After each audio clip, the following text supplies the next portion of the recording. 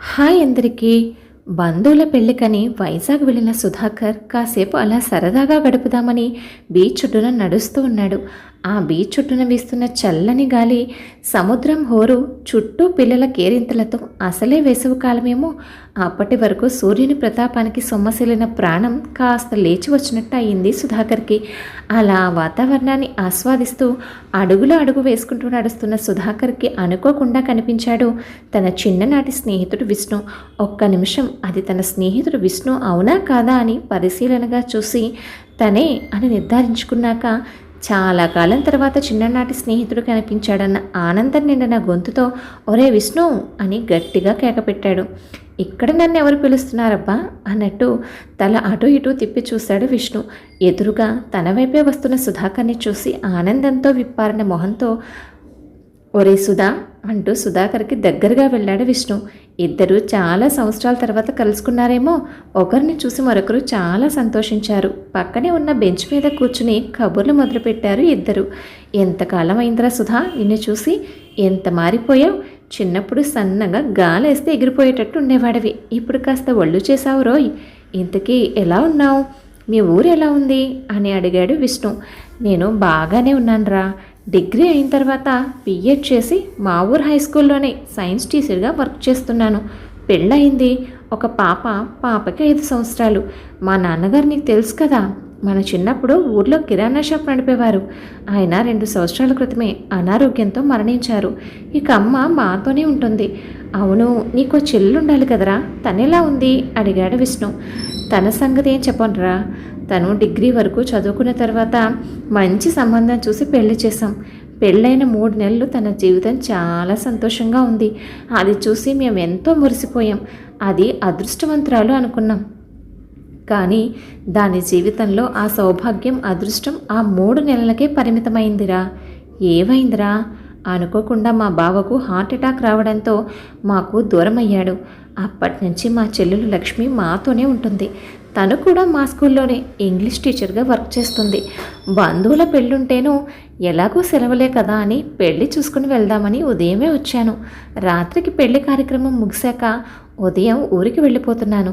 ఇంతకీ నీ సంగతి ఏంటిరా అడిగాడు సుధాకర్ విష్ణుని.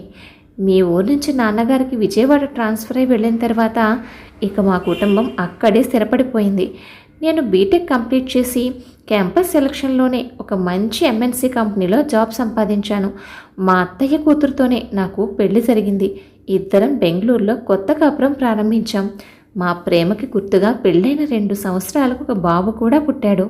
ఎంతో సంతోషంగా గడిచిపోతున్న మా జీవితంలో ఒక అనుకోని సంఘటన నా జీవితాన్ని అంధకారంలోకి తోసేసింది. ఏం జరిగిందిరా, ఒకరోజు రాత్రి ఫంక్షన్ నుంచి మేము ముగ్గురం బైక్ మీద వస్తూ ఉంటే బ్రేక్ ఫెయిల్ అయిన ఒక లారీ వచ్చి మమ్మల్ని ఢీకొట్టింది. నా భార్య బాబు అక్కడికక్కడే ప్రాణాలు వదిలేశారు. నేను కాలు చెయ్యి విరిగిపోయి ఆ తర్వాత 6 నెలలు మంచానికే పరిమితమయ్యాను. విష్ణు మాటలు విన్న సుధాకర్, అయ్యో ఆ దేవుడు మంచి వాళ్ళని ఎందుకు ఇలా కష్టపడతాడు అర్థం కాదు అంటూ నిట్టూర్చాడు. మరి మీ అమ్మ నాన్న ఎలా ఉన్నారు? ఆ అమ్మ వాళ్ళు బాగానే ఉన్నారు. తమ్ముడి దగ్గరే విజయవాడలో వాడి ఫ్యామిలీతోనే కలిసి ఉంటున్నారు. వాళ్ళ బాధ అంతా నా గురించేరా. నా జీవితం ఇలా అయిందని నేను ఒంటరిగా బెంగళూరులో ఉంటున్నాను. చిన్న కంపెనీ పని మీద ఇక్కడికి వచ్చాను అన్నాడు విష్ణు. ఒకసారి సరదాగా మా ఊరు రారా, చిన్నప్పటి జ్ఞాపకాలు నెమరు వేసుకుంటూ అప్పటి విషయాలు మాట్లాడుకుంటూ ఉంటే మనసుకు కాస్త ఉపశమనంగా ఉంటుంది అని విష్ణుని తన ఇంటికి ఆహ్వానించాడు సుధాకర్. అయితే సరేరా, ఇక్కడ నా పని కూడా పూర్తయింది. ఉదయం నీతో పాటు నేను కూడా ఊరికొస్తాను అని చెప్పి ఇద్దరూ అక్కడి నుంచి బయలుదేరారు. మరుసటి రోజు ఉదయం ఇద్దరూ రైల్వే స్టేషన్లో కలిశారు. 3 గంటల ప్రయాణంలో ఏమాత్రం విసుగు లేకుండా చిన్నప్పటి స్నేహితుల గురించి, చదువుల గురించి, టీచర్ల గురించి ఒకటే మాటలు స్నేహితులిద్దరూ. వారి మాటల సందడిలో చూస్తూ ఉండగానే వాళ్ళు దిగాల్సిన స్టేషన్ వచ్చేసింది. అప్పటికే స్టేషన్లో ఉన్న సుధాకర్ బండి మీద ఇద్దరు ఇంటికి బయలుదేరారు. వెనక కూర్చుని దారి పొడవునా ఊరును గమనిస్తున్న విష్ణుకు ఊరు మొత్తం మారిపోయి కొత్తగా కనిపిస్తుంది. అంతకుముందు మట్టి రోడ్లతో ఉన్న ఊరు ఇప్పుడు సిమెంట్ రోడ్లతో కలకల్లాడిపోతుంది. తన చిన్నప్పుడు చిన్న చిన్న పెంకుటిళ్లతో ఉన్న ఊరు ఇప్పుడు పట్నంతో పోటీ పడేలా పెద్ద పెద్ద భవనాలతో వెలిగిపోతుంది. వెళ్తున్న దారిలో కనబడిన వాళ్ళ చిన్నప్పుడు చదువుకున్న స్కూల్ దగ్గర ఒక నిమిషం బండి ఆపించి స్కూల్ కూడా ఎంత మారిపోయిందిరా అని ఆనందపడ్డాడు విష్ణు. ఇక ఇంటికి వెళ్ళేసరికి ముందు గదిలో కూర్చొని ఉంది సుధాకర్ తల్లి. కొడుకుతో పాటు లోపలికి వచ్చిన విష్ణు వైపు నవ్వుతూ పరిశీలనగా చూసింది. అమ్మా, గుర్తుపట్టావా? చిన్నప్పుడు నాతో పాటు చదువుకున్న విష్ణు అనేసరికి ఒక్క నిమిషం ఆలోచించి, నువ్వా విష్ణు, బాగున్నావా బాబు అంటూ పలకరించింది. ఇంతలో సుధాకర్ భార్య చల్లని మంచినీళ్ళు తెచ్చి ఇద్దరికీ అందించింది. తన స్నేహితుని భార్యకు పరిచయం చేశాడు సుధాకర్. పక్క గదిలో మేనకోడలతో ఆడుకుంటుంది సుధాకర్ చెల్లి లక్ష్మి. అదిగోరా చెల్లి పాప వాళ్లే అంటూ స్నేహితునికి పరిచయం చేశాడు సుధాకర్. స్కూల్కి సెలవులు కావడంతో సుధాకర్ ఫ్యామిలీ మొత్తం విష్ణుతో కలిసి ఆ చుట్టుపక్కల దేవాలయాలు సందర్శన చేయాల్సిన ప్రదేశాలు అన్నీ చూశారు ఓ వారం రోజుల పాటు. ఈ వారం రోజుల్లో సుధాకర్ కుటుంబంతో విష్ణు బాగా కలిసిపోయాడు. విష్ణు అప్పటి వరకు ఒంటరిగా ఉన్నానన్న బాధను మర్చిపోయి ఆ వారం రోజుల్లో స్నేహితుని కుటుంబంతో చాలా సంతోషంగా గడిపాడు. భర్తను పోగొట్టుకుని తనలాగే జీవితంలో ఒంటరిగా మిగిలిన లక్ష్మి పట్ల ఒక మంచి అభిప్రాయం ఏర్పడింది విష్ణుకి. ఆమె మాట తీరు, ప్రవర్తన, కలుపుగోలుతనం విష్ణు మనసును ఆకర్షించాయి. లక్ష్మిని పెళ్లి చేసుకుంటే ఇద్దరి జీవితాలకు ఒక తోడు దొరుకుతుందని భావించాడు. కానీ ఆ విషయం సుధాకర్తో మాట్లాడటానికి సందేహిస్తున్నాడు. మరో 2 రోజుల్లో ఊరికి బయలుదేరుతాను అనగా ఆ రోజు సాయంత్రం సుధాకర్ వాళ్ళమ్మ ముందు గదిలో కూర్చొని మాట్లాడుకుంటూ ఉండగా వెళ్ళి వాళ్ళ దగ్గర కూర్చున్నాడు విష్ణు. మాటల మధ్యలో స్నేహితునితో, ఒరే సుధా, మీకు అభ్యంతరం లేకపోతే నేను లక్ష్మిని పెళ్లి చేసుకుంటానురా అంటూ బెరుకుగా అడిగాడు విష్ణు. స్నేహితుని నోటి వెంట వచ్చిన ఊహించని ఆ మాటకు చాలా సంతోషించాడు సుధాకర్.